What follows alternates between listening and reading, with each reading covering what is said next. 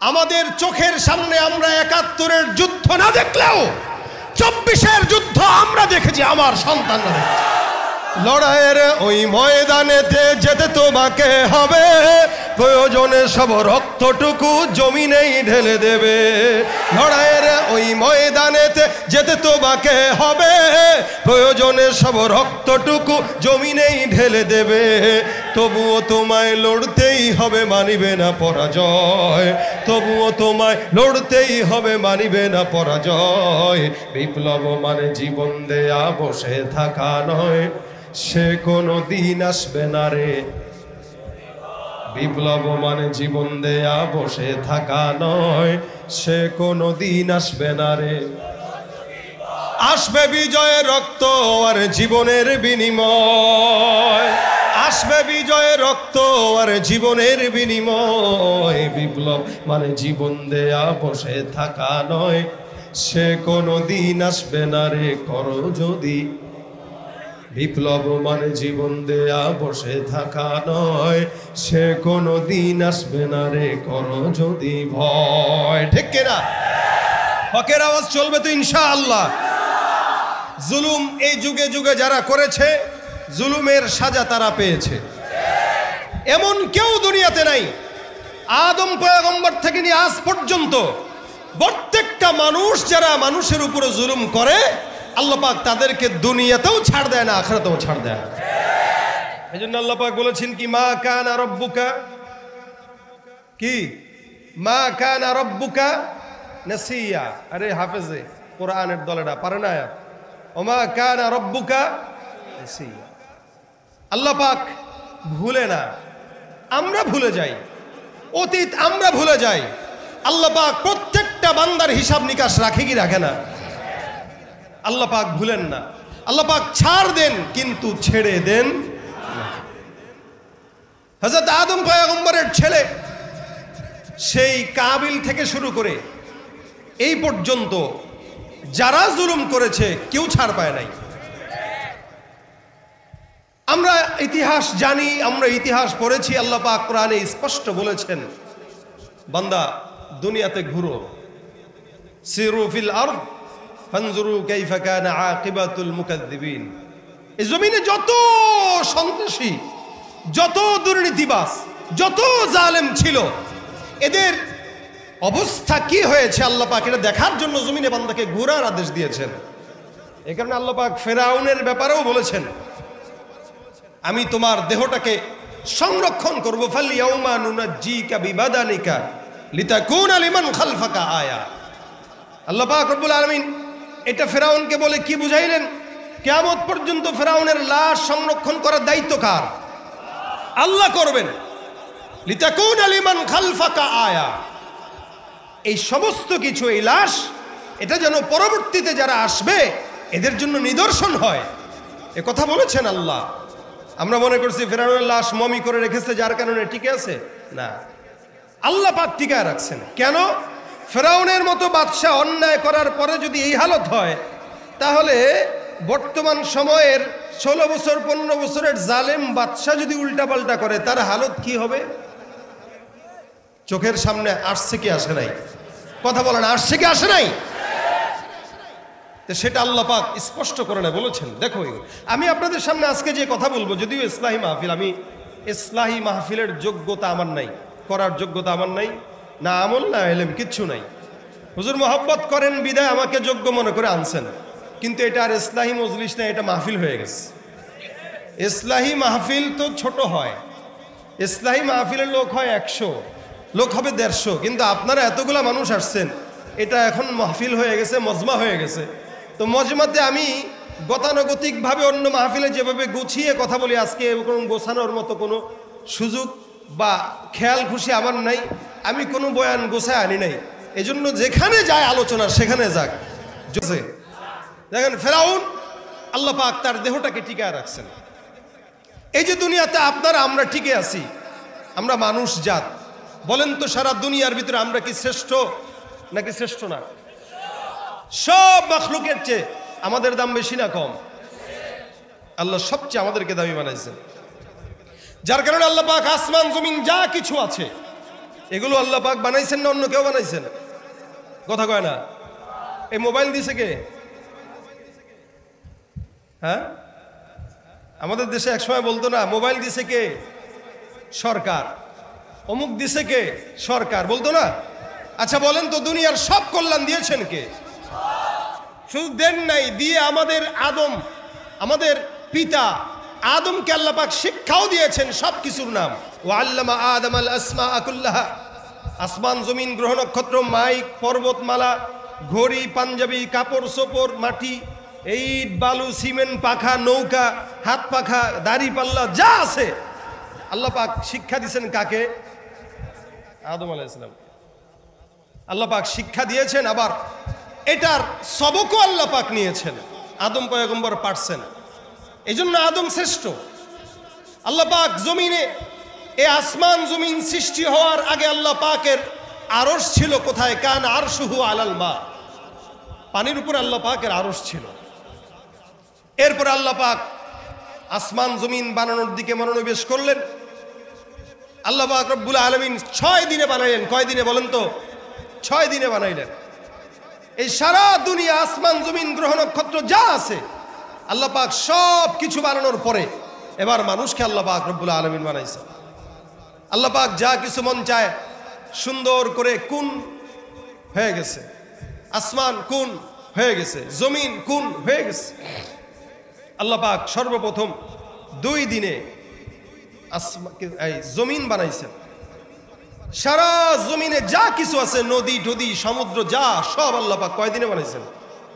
তারপরে জমিনের ভিতরে যা বসবাস করে পশু পাখি তরুলতা এগুলো বানাইছেন। এরপর আল্লাহ পাক আসমানের দিকে নজর দিয়েছেন। ফাসাওয়াহুন্না সাবআ সামাওয়াত। 7 আসমানের দিকে আল্লাহ পাক নজর দিয়েছেন। দেওয়া শেষ, এবার আল্লাহ পাক রব্বুল আলামিন থাকবে কে?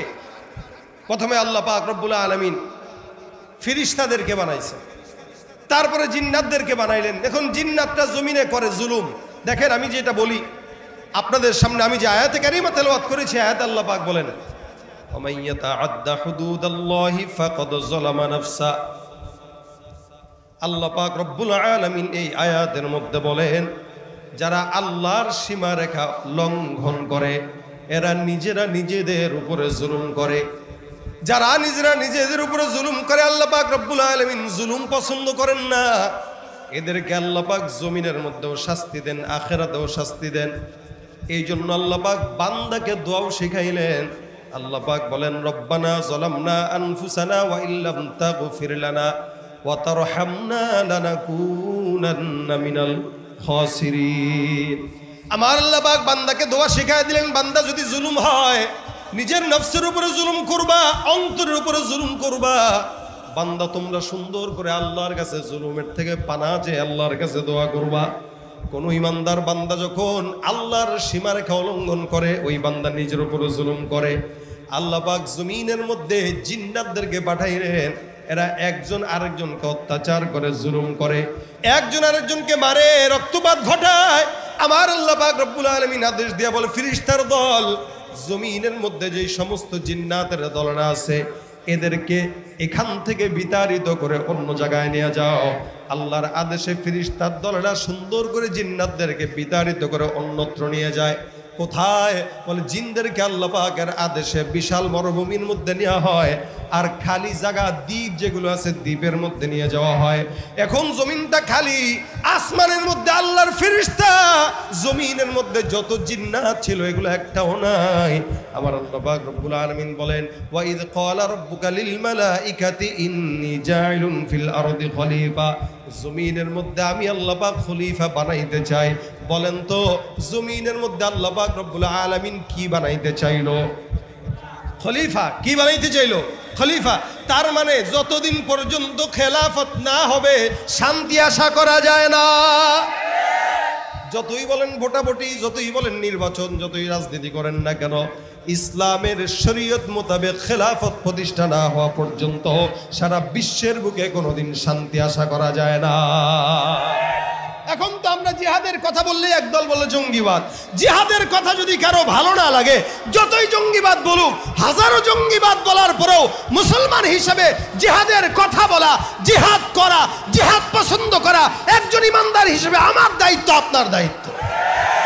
জিহাদ যারা অস্বীকার করে তারা মুমিন না কাফের? যারা বলেন জিহাদ যারা অস্বীকার করে তারা মুমিন না কাফের? জিহাদের আয়াত আমার আল্লাহ পাক রব্বুল আলামিন নাজিল করলেন, জিহাদ ফরজ আল্লাহ পাক রব্বুল আলামিন করলেন। এ মুসলমান, আল্লাহ পাক জমিনের মধ্যে খলিফা বানাইতে চাইলেন। জমিনের খলিফারা সবাই আসবে, আল্লাহ পাক রব্বুল আলামিন জমিনের মালিকানার দায়িত্ব বান্দার উপরে দিয়ে দিলেন। যার কারণে এই যে জায়গা জমি যা কিছু দেখা যায় এগুলো সব মালিক হলো মানুষ। এখানে আসমানের কোনো মালিকানা বান্দার মধ্যে নাই, আসমানের কোনো আকাশের মালিকানা কোনো বান্দার মধ্যে নাই, সাত আসমানের মালিকানা কোনো বান্দার দখলে নাই, চন্দ্রের মালিকানা কোনো বান্দার দখলে নাই, সূর্যের মালিকানা কোনো বান্দার দখলে নাই। যতই মালিকানা আছে সব হলো জমিনের মালিকানা।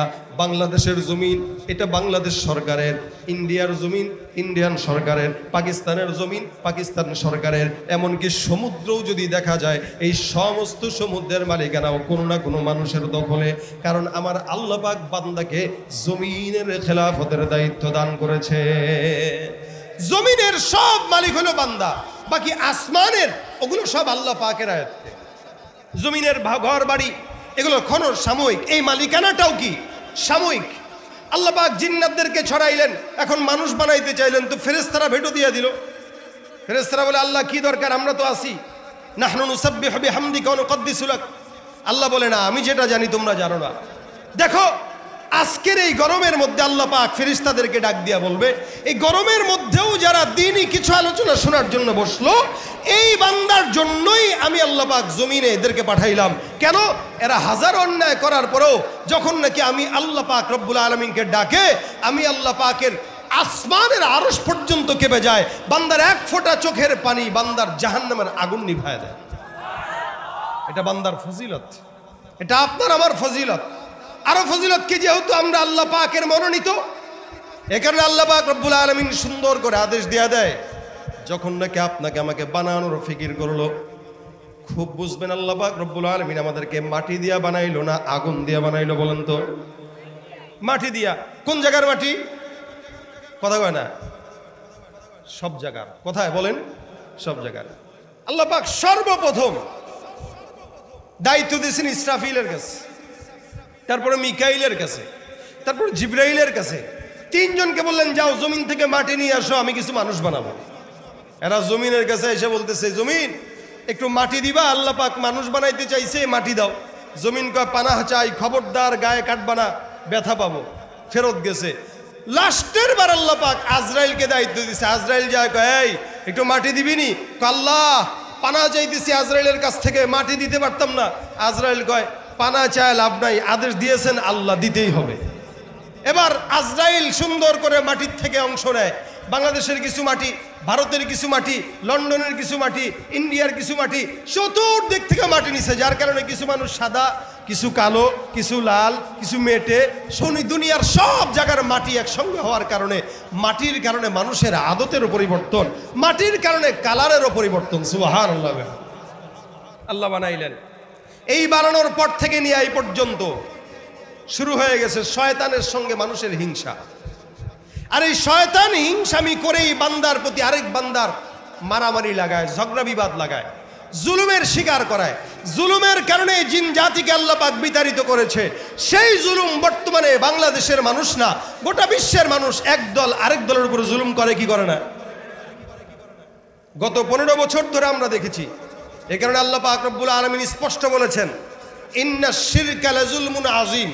অসংখ্য জুলুমের মধ্যে সবচেয়ে বড় জুলুম শিরিকের জুলুম। সময়ের ব্যবধানে আল্লাহ পাক রব্বুল আলামিন সেখান থেকে আমাদেরকে উত্তরণ করেছেন। এটা আল্লাহ পাকের তরফ থেকে আমাদের উপর একটা নেয়ামত। কি বলেন? আজকে আমি কথা বলতে গেলে তো আমার বামে তাকানো লাগবে না, ডানেও তাকানো লাগবে না, সামনে কেউ আবার কথা বলে কিনা সেই চিন্তাও করা লাগবে না। সুতরাং এখন থেকে কথা হবে হকের আওয়াজ উচ্চ স্বরে, কোনো গোপনে কথা হবে না। মক্কায় এক সময় এরকম ছিল অবস্থা, নবী করিম সাল্লাল্লাহু আলাইহি সাল্লাম গোপনে গোপনে দাওয়াত দিতেন, মানুষও গোপনে গোপনে শুনতো। যখন নাকি হযরত ওমর রাদিয়াল্লাহু তাআলা আনহু ইসলাম কবুল করলেন, হযরত ওমর রাদিয়াল্লাহু তাআলা আনহু নিজে সবার সামনে রেখে এক বাক্যে হযরত ওমর হুঙ্কার দিয়া বললেন, এখন আমি মুসলমান হয়ে গেছি, এখন থেকে আর গোপনে কোনো কথা চলবে না, প্রকাশ্যে কথা চলবে। আর যখন ইসলামের বিজয় হয়ে গেল, তখন তো বাতিলেরা পালানোর জন্য পথ তালাশ করা শুরু করলো। তখন থেকে এখন পর্যন্ত হকের আওয়াজ চতুর্দিকে ছড়ানোর দায়িত্ব নবী করিম সাল্লাল্লাহু আলাইহি ওয়াসাল্লামের তরফ থেকে উম্মতের ওলামা একরামদের উপরে দায়িত্ব বদলাইছে।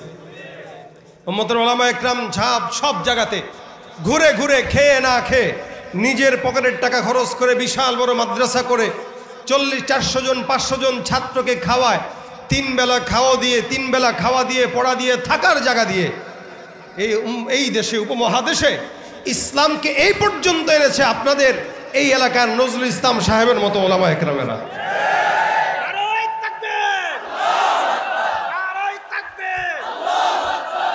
সেখানে আমরা হকের কথা বলবো না, আমরা মানুষকে সত্যের পথে ডাকবো না, আমরা মানুষকে ভালো কথা বলবো না, তো বলবে কে? আর এই কথাগুলো বলার পরে যদি কারো দিলে আঘাত লাগে, এই জামানায় আবু জাহেল না থাকলেও তাদের চেলা চামুন্ডা ঠিকই এখনো আছে।